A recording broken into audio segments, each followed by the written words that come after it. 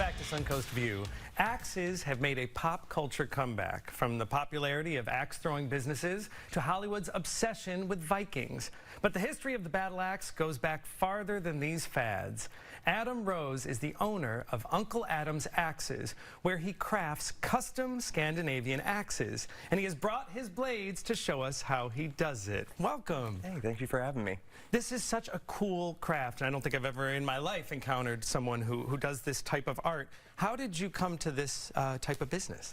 So when COVID first hit, it was something that kind of, I was left kind of with a lot of free time. Coming from Panama City right after Hurricane Michael, kind of had some stressors, and I needed something to kind of fill my time, help out with doing something creative with my hands.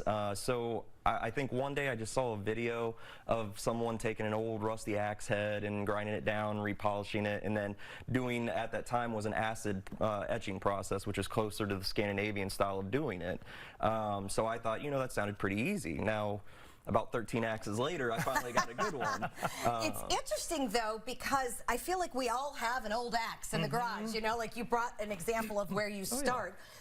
And you can see on screen, obviously, where we're going to finish. But I got one that looks just like that in my garage. So you're rescuing, essentially, old axes. Absolutely. So actually, you can see the price on this one was $5. Yeah, that's probably about what mine is worth. I found $5 at yard sales. I usually go to junkyards. Yard sales is how it started. I would find old rusty axe heads. If I had the handle, it would be great. Sometimes I didn't need the handle because the handles would be so decrepit I couldn't use them anyway. Okay. So what I would do is I would find I would detach the head, and then I would regrind it down with a sander or a grinder, depending on if I wanted a different type of design. Like, so you can see some of these other ones have some jaggeds in them. Right. So an axe head is always good. Yeah, absolutely. It's metal. You can make it better. For the most part, yes. Okay. Obviously, I have to be very careful of what kind of steel it is or what type of metal it is. I usually use like carbon steel, regular steel, stuff like that. I haven't tried Damascus steel yet. Okay. And I'm very interested to try that, but it's so expensive, it's kind of hard for me to try to justify that at the moment. And your first axe, I understand, has an interesting story that kind of led you into this craft. Absolutely. It was a gift to my dad. I was making something after I saw that video, and I finally started getting the hang of how to make this. I decided to make one for my dad for that upcoming holiday. I posted it on Reddit at one point, and someone randomly messaged me and said, hey, I'll give you $400 for that axe. And I said, well, it has my dad's name on it, so I don't think it would mean much to you. But I'll make you one. I did. I made him one right afterwards. So. That is awesome. All right, well, walk us through the process a little bit. You got a lot of funky things set up here. Absolutely. So normally I start off with an axe like this, where it normally is just, rusty. It normally has some holes in it from just some, advanced decomposition onto it. Sure. And then I will take off the handle altogether.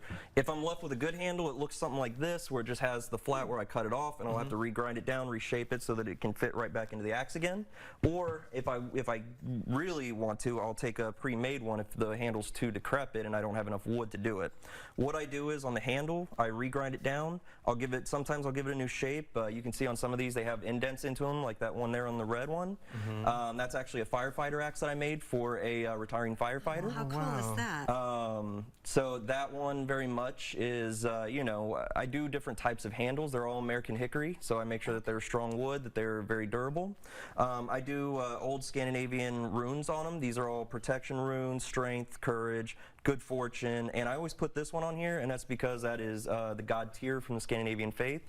He represents justice and kind of just integrity, and that's something that I've always followed in my life and my family. Now, what about the decorations and the engravings that we're seeing on the actual axe blade? So that is a combination of two different things. When I first started, I used to put spray paint on the outside of the blade to put a protection layer, and I would take a needle and I would hand draw all these items out, and then I would throw it in acid, which at the time was ferric chloride. I'd leave it in there for about 2 days, and then it would get some of the items. As I've grown, I've had a higher demand for axes, so I've had to kind of come up with a quicker process on how to do it. So I started doing electric etching, which is salt water with an electrical charge onto it. Is that what you've got set up here? Absolutely. So unfortunately, axes take a long time to etch, so I did find something a little smaller. Okay. What I did was I took one of these bracelets. I do bracelets and dog tags on my website as well.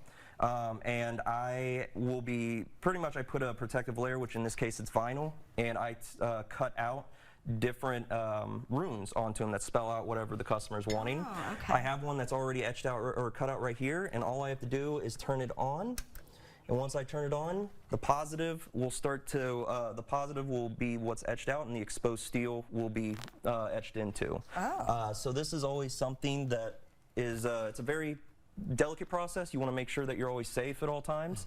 You always want to make sure that you're watching it. Actually, if you can look in here, you see these bubbles that I are do see the originating? bubbles. That is just salt water. That means that it is reacting to the steel being etched. So that is a good sign when you see that. Interesting. So that is showing that the etching process is working. I didn't realize there would be so much chemistry involved in this as well. This is so cool.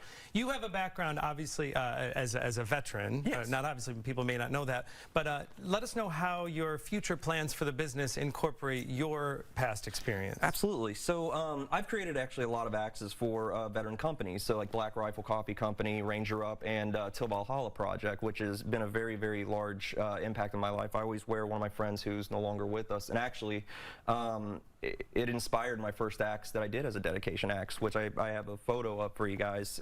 It was a good friend of mine that I donated this past Memorial Day. That led me to wanting to make a veteran-owned company that hired vets, and one day my dreams are to have an axe throwing place that sides as kind of like a place where people can come in and design their own axes, and a vet can do it in a safe manner like I do and make it right in front of them and show them the process that I've enjoyed all this time. Oh, I love this.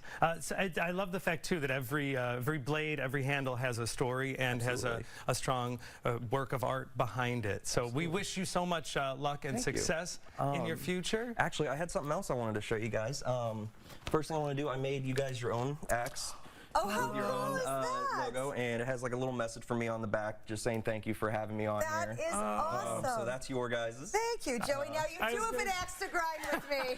You've been saying it for years. I don't know if I feel comfortable with her holding an axe today, but you know what? I think this is awesome. Thank you so much. And so interesting to learn how this entire process works. Absolutely. Yes. Love it. Well, we wish you so much luck. You can see all of Adam's work. Also, keep up with the business. Head over to his website, uncleadamsaxes.com.